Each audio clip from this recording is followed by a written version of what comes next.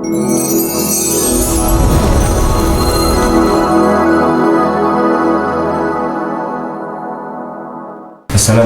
warahmatullahi wabarakatuh. Salam sejahtera, Om Swastiastu, Namo Buddhaya. Selamat malam pemirsa di rumah. Ketemu saya lagi dengan Fajar Mandala di Wilwat Upload Channel.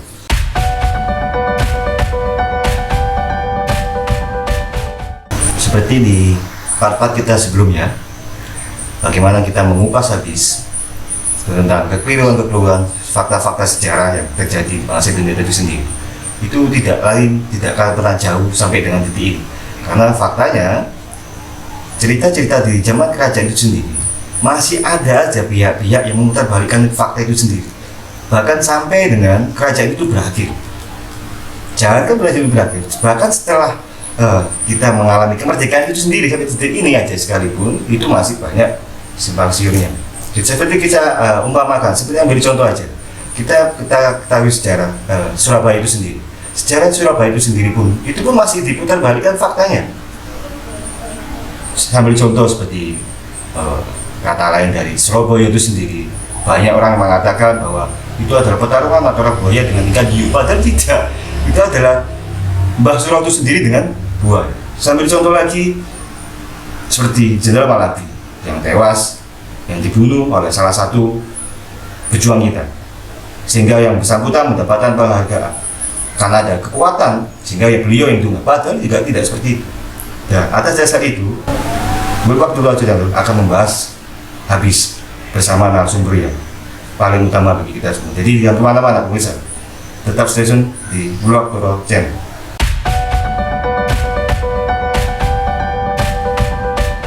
Assalamualaikum Abah. Waalaikumsalam. Terima kasih banyak Abah menemani kita lagi di sini juga bisa di rumah, karena informasi dari Abah itu sendiri sangat penting bagi kami mengenai fakta-fakta sejarah yang sudah kita bahas sebelumnya. Kekeliruan bahkan Abah sendiri mengatakan pada kami banyak yang perlu diluruskan. Nah, bagaimana Abah sikap itu? Ya, memang dalam hal sejarah itu simpang siur itu sudah terjadi.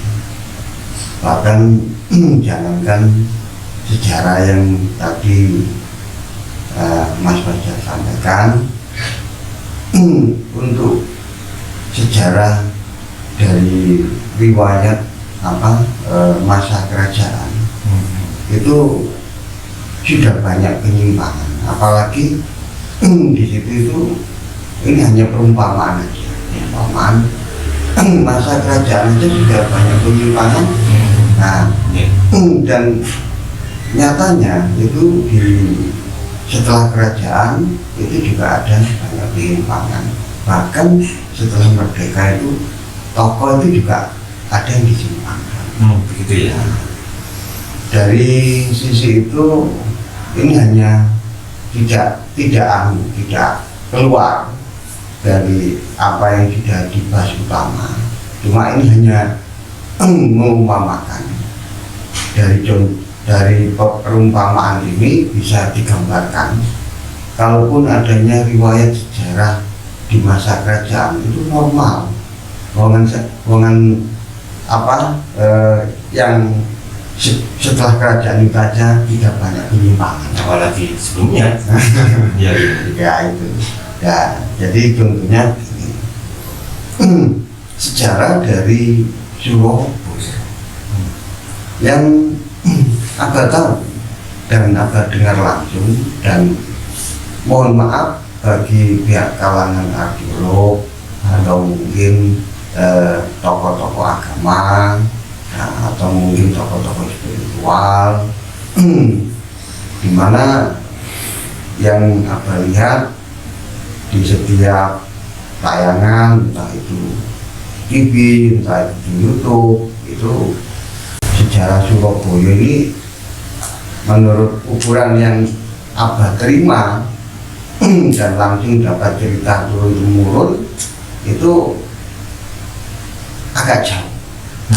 Faktanya itu agak jauh. Nah, diluruskan kembali ya. Jadi terjadinya bahasa yang keluar dan sampai saat ini ada, yaitu nama kota yang kita saat ini berdomisili itu jauh dengan kenyataan riwayat yang ada saat ini beredar. Nah, saat ini beredar ini kok ya banyak kepentingan. Sampai sekarang masih ada kepentingan. Ya, menurut ukuran yang ada ini perlu diluruskan, yang tidak mengurangi dan tidak menambahi yang Mbah terima, khususnya dari pihak ibu itu, yaitu nenek. Nah, nenek ini memang tidak langsung, tapi itu juga menantu dari keluarga besar yang ada di riwayatnya Mbah Suro. Ya. Jadi begini, Mbah Suro itu dulu itu adalah orang yang selalu bergerak, artinya itu sebagai musafir. Nah, ada beberapa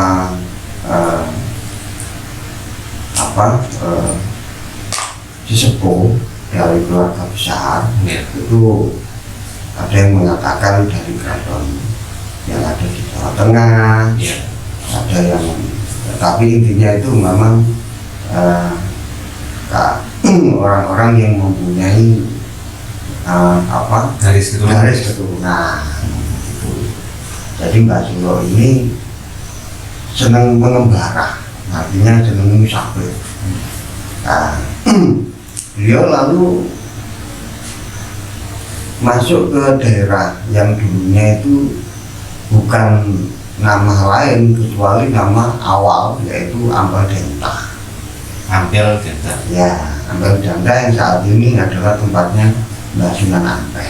Nah, itu di situ itu sepi karena di sungai itu banyak beredar fakta yang dimana orang itu kalau lewat sungai utama ini selalu dimakan oleh buaya. Akhirnya sebenarnya ini satu wilayah mati hanya gara-gara arus dari penyeberangan ini tidak ada yang berani. Nah, dari sisi itu akhirnya Mbah Suro ini berhenti. Nah, karena memang beliau itu ahli riado, ahli sinom tirakat, akhirnya mulai menelusuri, ternyata ada penghuni yang namanya istilahnya itu bahasa orang tua itu mengatakan bajul putih. Bajul putih. Nah, bajul putih itu kan artinya buaya putih kan. Di situ ternyata buaya ini merupakan rajanya buaya yang kecil-kecil yang sering makan korban tadi. Makan korban itu tadi. Nah, di situ letaknya ini di dekat kalau saat ini namanya Kalimas, dulunya itu namanya Petean. Nah, itu memang harus perdagangan yang sangat vital.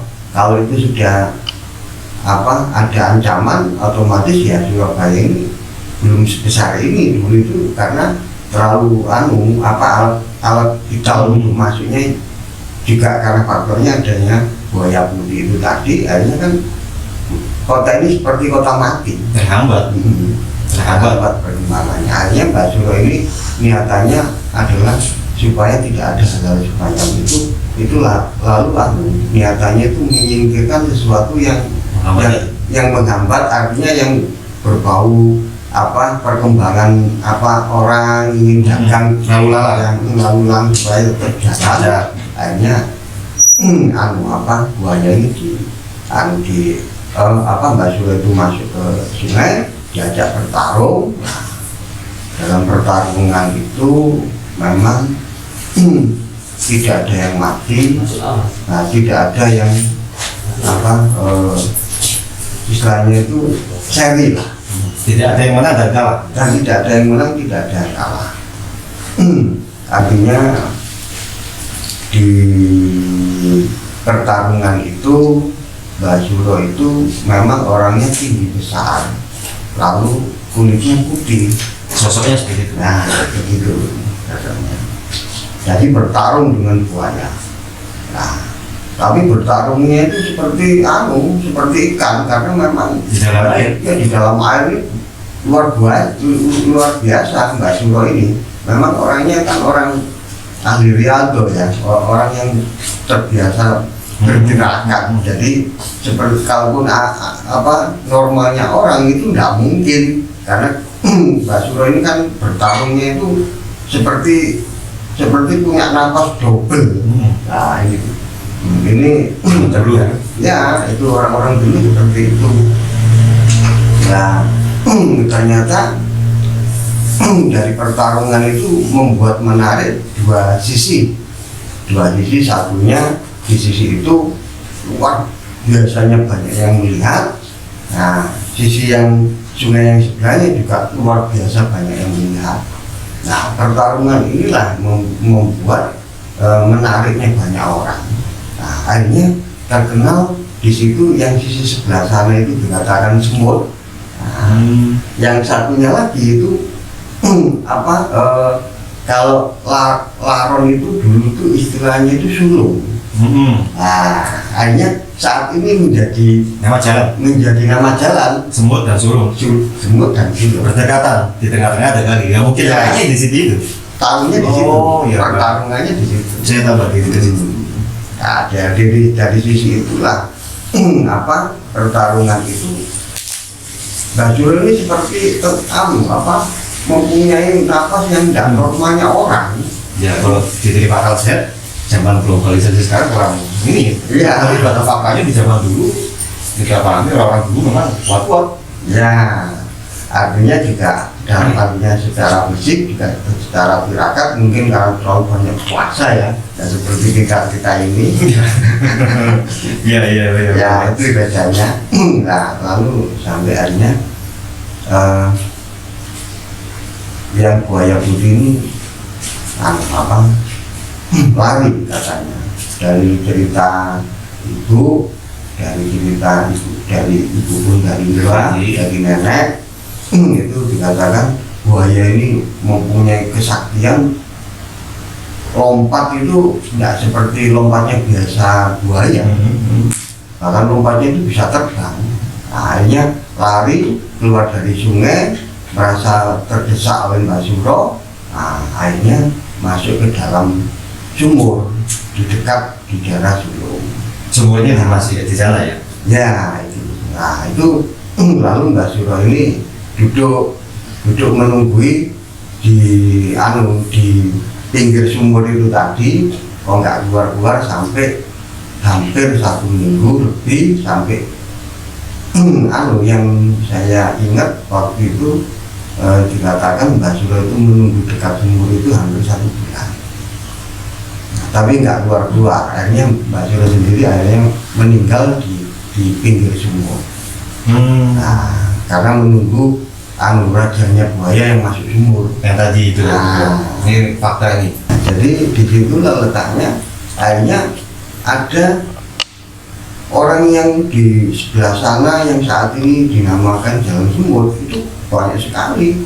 Orangnya itu mengatakan, karena ini pertarungan Mbah Suro, lalu dengan Ambek Boyo, maksudnya buaya, akhirnya di sebelah sana dikatakan dikasih nama daerah ini di luar yang dekatnya, kalau dekat tepi laut itu Ambal Denta, kalau yang di situ dikatakan Suro yang membunuh Boyo, akhirnya digabungkan jadi satu namanya Suro Boyo.